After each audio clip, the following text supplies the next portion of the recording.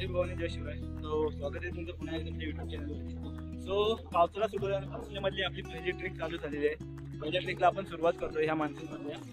पहिल्याच आपण आज ट्रेकसाठी आलो आहोत त्या घनगडमध्ये आणि घनगडची ट्रेकसाठी आता इकोली गावामध्ये कृषी तालुक्यामध्ये जिल्ह्यामध्ये.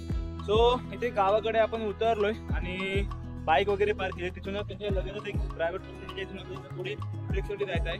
आज वातावरण एकदम धुकं पसरलंय. पाऊस पण आहे, पाऊस मध्ये मध्ये येतो जातो आणि धुकं खूप आहे. तर तुम्ही मागे वगैरे बघताय वातावरण. आणि आपण वर जाऊन बघणार आहोत. वर जाऊन वातावरण वर पण एकदम थोडंसं छान आहे. जे रील्स मध्ये खूप फेमस पॉईंट आहे ते पण आपण बघणार आहोत. आजचा जो ट्रेक आहे जास्त काय मोठा नाही. हार्डली एक तासाच्या आतमध्ये ट्रेक आपण कंप्लीट करणार आहोत आणि गडावर पोहोचणार आहोत. आज आपण जाऊया आता पुढे आणि नक्की काय गडावर बघायला भेटतोय ते आपण बघायचं आहे पुढे.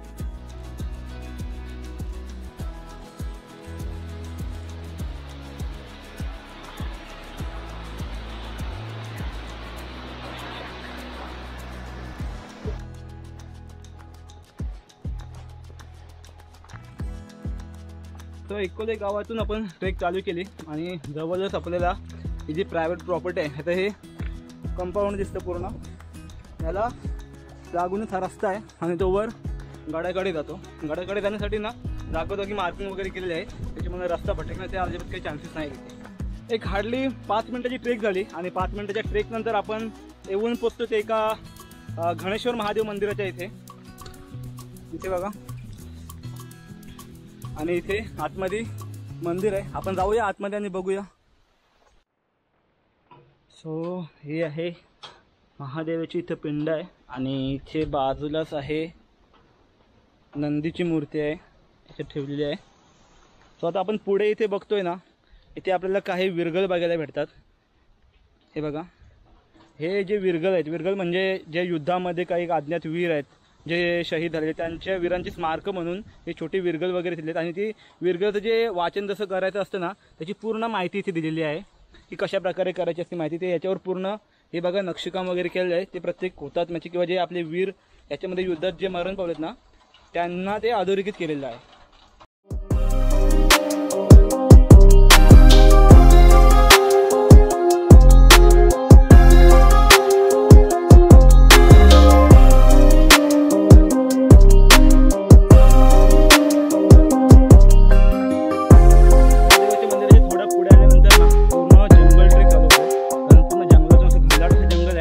जंगलातून ट्रेक चालू आहे. कारण आता बघताय ना अजूनपर्यंत फॉग आहे. आता 9:30 पावणे 10 झालेत पण पूर्णपणे धुका अजूनपर्यंत पसरला आहे. पाऊस मध्ये मध्ये येतो जातोय तर ठीक आहे कारण ट्रेक करायला तेवढं इझी पडतोय. आपला ट्रेकचा निम्मा टप्पा पार पडला आहे आणि आता आपण येऊन पोचलो त्या गारदे देवीच्या मंदिरा इथे. हा जो आहे हा पूर्ण मंदिर परिसर आहे. आपल्या पाठीमागे दिसतोय हे मंदिर आहे. इथे मंदिराच्या इथे हे दिवे वगैरे लावण्यासाठी केलेले खांब आहेत आणि इथे काही विरगळ पण ठेवलेले आहेत. तर मंदिराकडे जाऊया. आतमध्ये नाही जाणार, बाहेरूनच आपण बघूया.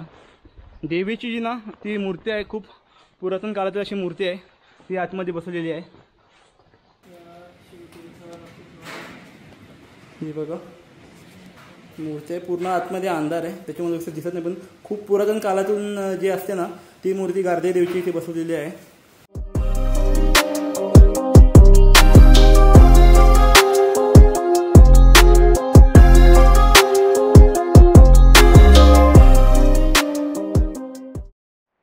मंदिराच्या पुढे आलो, थोडं ट्रेक चढलो आणि आता पायरी मार्ग चालू झाला आहे. इथे हे बघा पायऱ्यांचा रस्ता आता चालू झाला आहे आणि आपण ऑलमोस्ट आता गडापर्यंत पोहोचलो आहे.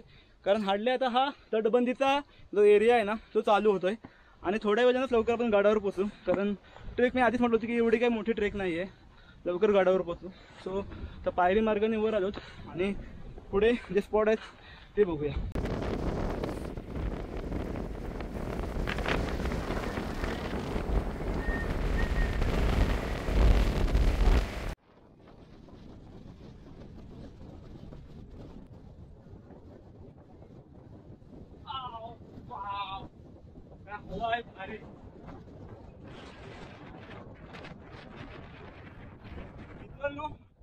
हवा इथे खूप आहे, आवाज व्यवस्थित येणार नाही. आपण इथे येऊन पोहोचतो. हा बघा जो आपण बऱ्याचशा रील्स मध्ये बघितलाय त्याच्यावर उभे राहून फोटो वगैरे रील्स वगैरे करतात. पण हवा एवढी आहे ना भयंकर, भीती वाटतं. कारण हायवेचे पूर्ण आम्ही ना मागे जातोय.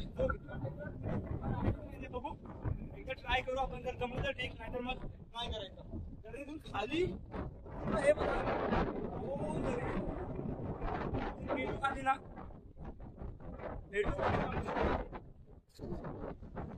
तर आमची तयारी झाली तिथे जायची. हे बघा रेनकोट बॅग शूज वगैरे काढले. इथे मनात खूप भीती आहे, जायचं की नाही जायचं की नाही. पण एकदा आम्ही ट्राय करणार आहोत. जर वाटलं उभं राहायचं तर राहू, अदरवाईज कॅन्सल करू प्लॅन.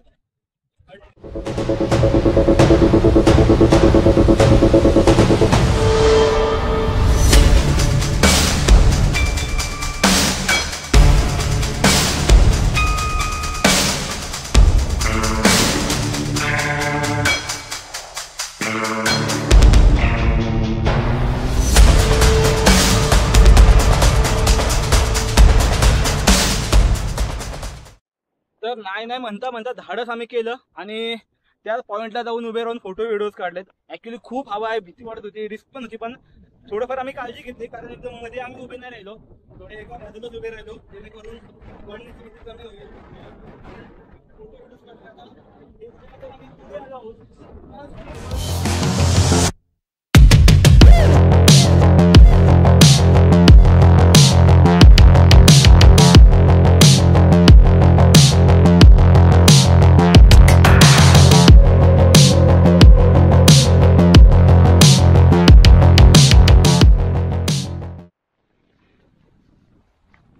आता ना पुढे आलोच.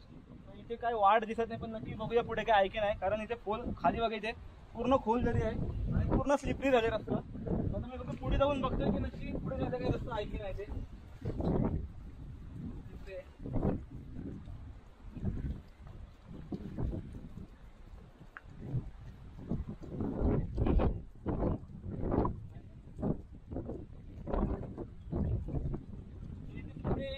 जाण्यासाठी काहीच रस्ता नाही, पूर्णपणे स्लिपरी आहे आणि पूर्ण कातलगड आहे. तर इथून कोणतरी नसले या बाजूने येऊ नका, आपल्याला पुढच्या त्या साईडने जायला लागणार. सो जो आपण मागाशी रस्ता म्हणजे भटकलो होतो, जो कातला ज्या पायऱ्या कोरल्या होत्या ना, त्याच्या ऑपोजिट साईडला यायचं आहे. म्हणजे ते चढल्यानंतर वर चढल्यानंतर राईट साईडला, तिथून पुढे आता आपण इकडे आलोच. इकडून रस्ता थोडाफार दिसतोय. सो स्लिपरी आहे खूप, दगडांवर एकदम चिकाटी वगैरे पकडली जास्तच. सो पाय वगैरे खूप स्लिपरी आहेत. जर ग्रीपवाले शूज असतील तर ठीक, अदरवाईज जर नॉर्मल शूज असतील ना तर स्लिप होण्याचे चान्सेस जास्त आहेत इथे. आता इथे येऊन पोचलो आणि ही बघा इथे आपल्याला दिसते किल्ल्याची तटबंदी आहे. हा इथे साईडला बुरुज दिसतोय आणि ही तटबंदी आहे. वर इथे स्टेप्स आहेत, स्टेप्सवरून आपल्याला वर जायचं आहे. आता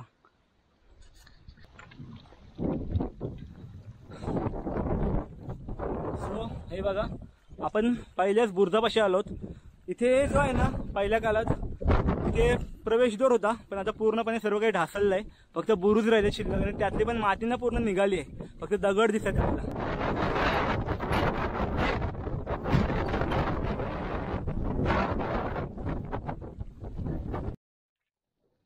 फायनली आपण गडावर चढलोत आणि इथे पहिला जो बुरुज आहे बुरुजापाशी आलोत. बुरुजाच्या इथे ना पूर्ण फक्त आता हे दगडच राहिलेत. ह्यामध्ये जे बांधकामासाठी जी माती वगैरे होती ना ती हळूहळू कमी झालेली आहे, म्हणजे पूर्णपणे निघत चालली. तिकडे पण तीच अवस्था आहे. कारण इथले जे बुरुज आहेत ना ते आता सध्या पूर्णपणे ढासळत चाललेत. कारण त्याच्या आधी जे होते पूर्णपणे असे वर बुरुज होते, पण इंग्रजांनी इथे सुरुंग वगैरे लावून हे सर्व पायरी मार्ग किंवा जे बुरुज वगैरे होते सगळे तोडून टाकले. तर गडावर आता थोड्या दिवसात पोहोचू, पण आपण आता पोहोचलो एका दुसऱ्या ठिकाणी. सुद्धा एक फेमस पॉइंट आहे. आपण बघतोय ना हा जो कातल आहे पूर्ण डोंगर आहे ना, त्याचा एक भाग वरून खाली पडलाय आणि एक अशी ना नैसर्गिक अशी गुहा बनली. ती बघा, हे बघा दाखवतो तुम्हाला. हे बघा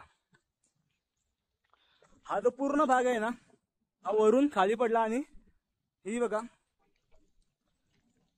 काय भन्नाट वाटतोय ना.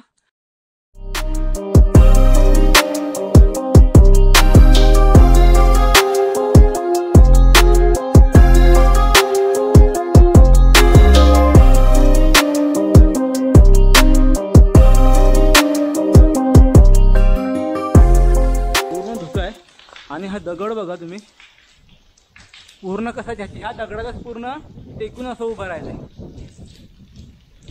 इथे पुढे आलोत आपण आणि इथे आहे वाघजाई मंदिर. हे छोटंसं ना, इथे वर बघा आपण जाऊ वर तुम्हाला. हे वाघजाई देवीची मूर्ती आहे. हे छोटंसं असं मंदिर आहे. तो बुर्जाच्या इथून आपण तिकडे त्या साईडला गेलो होतो, तिकडे तो दगड पडला त्या बघितला आपण. इथे छोटीशी गुहा आहे. तर गुहेच्या नंतर ना इथे लेफ्ट साईडला हा शिडी मार्ग आहे. हे आता आपण शिडीने वर जायचं आहे. टॉपला थोड्या वेळातच पोचू.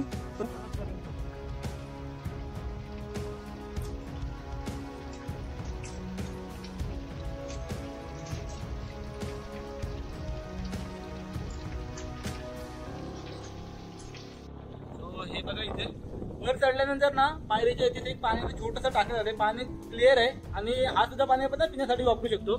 सो हा असा वरून व्ह्यू आहे. इथे आता पुढे आल्यानंतर ना थोडा एक स्लिपरी पॅच आहे.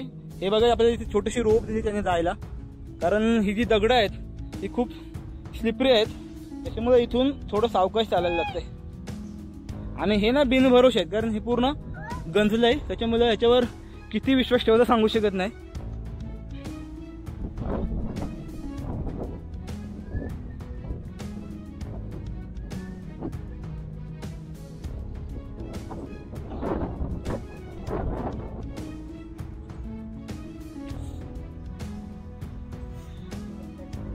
ते बघा थोडं आता पुढे आलो तू वर आणि इथे अजून ती भली मोठी पाण्याची टाक आहे. पाणी क्लिअर आहे. सो इथे पुढे सुद्धा अजून पाण्याचे टाके आहेत. बघूया आपण. हे बघा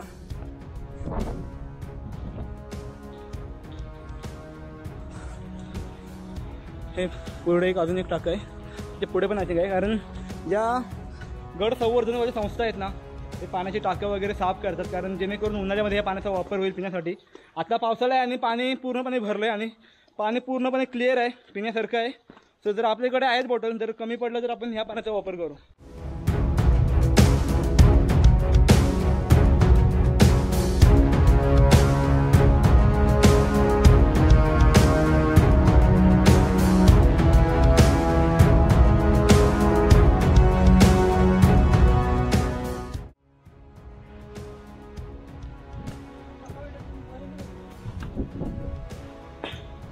पावसामध्ये ना रस्ता खूप स्लिपरी झाला आहे आणि पूर्ण चढाई आहे आणि पूर्ण स्टेप्स हे बघा असं आहे. त्याच्यामुळं चढायला खूप डिफिकल्टी होते.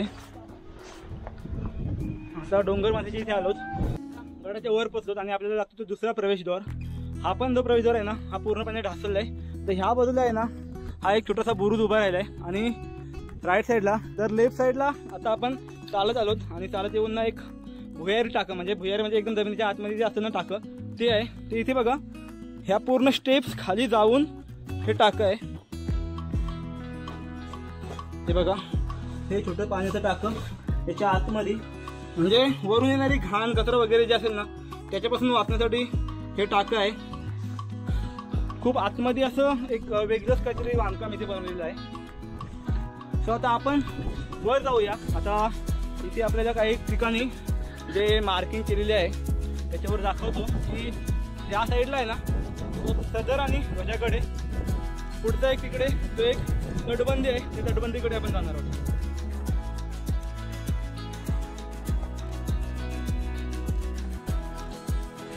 हे बघा पुढे आहोत आपण या बुरुजापाशी. बुरुजाची पण अवस्था बघा पूर्णपणे पडून गेलेली आहे. अर्ध्यापेक्षा जास्त बुरुज पडलंय आणि इथे वॉर्निंग पण दिली की बुरुजाचे जे दगड आहेत ना ते खाली पडण्याची भीती आहे.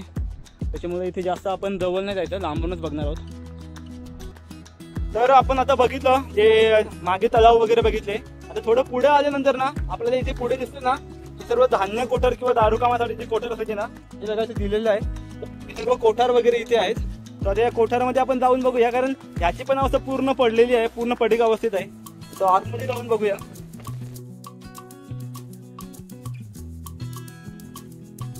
हे बघा पूर्ण सर्व काही पडून राहिलेलं आहे. इथे काहीच अवस्था चांगली नाही आणि हे जे राहिले ना हे पण किती दिवस राहिले सांगू शकत नाही. बघितलं आपण हे बघा पूर्ण मागे मागे पुढे जाणे एवढी भयंकर आहे आणि पूर्ण धुकं पसरलं. त्याच्यामध्ये आजूबाजूचा जो परिसर आहे ना काही दिसत नाही. थोडीफार डिसअपॉइंटमेंट आहे आमच्यासाठी, कारण वरून जो व्ह्यू दिसतो धनगडवरून तो खूप छान आहे. आजूबाजूला आपल्याला पहिला किंवा सुधागड, सरसगड हे सुद्धा गड एकदम क्लिअरली दिसतात, पण या धुक्यामध्ये अजिबात काय दिसत नाही. फायनली गडाच्या टॉपला पोहोचलो आणि इथे जे आहे वर, इथे वर जो स्वराज्याचा भगवा ध्वज जो फडकतोय तो आहे आपल्या मागे, हा बघा. सो त्या ध्वजाच्या साईडलाच ना इथे राज सदर, त्या काळाची राज सदर आहे, इथे पूर्ण मार्किंग केली.